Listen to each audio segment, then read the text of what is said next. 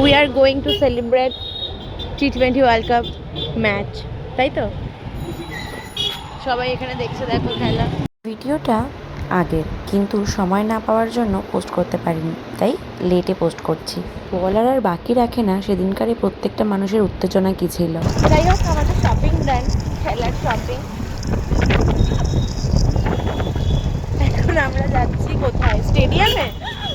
ও মাই god, এমন তারা নিয়ে সবাই বেরিয়েছে যে মনে হচ্ছে যে তারাই খেলতে যাবে, বাট না, তোমরা খেলতে যাবে না, তোমরা খেলা দেখবে।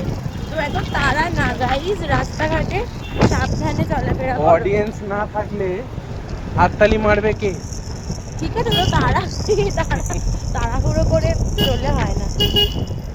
Save life and save drive. আমরা এখন যাচ্ছি বনেদের বাড়িতে। তো আমাদের আজকে ওখানেই প্ল্যান। চলো আজকে দেখা যাক কে জিতবে। ইন্ডিয়া জিতবে। যাই হোক, আমরা চলে এসেছি বনিদার বাড়িতে।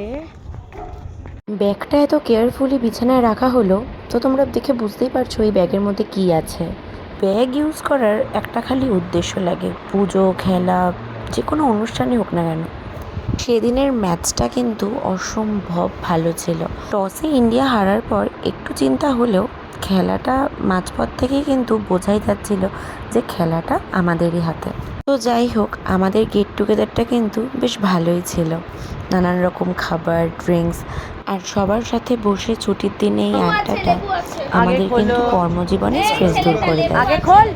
যাই হোক, খেলার রেজাল্টটা তো আমরা সবাই জানি, এরকমভাবেই আরও ভালো খেলতে থাকে। যাই হোক, আমরা কিন্তু সবাই মিলে খুব ভালো একটা দিন সেলিব্রেট করেছিলাম। দেখা হবে আবার পরের ভিডিওতে।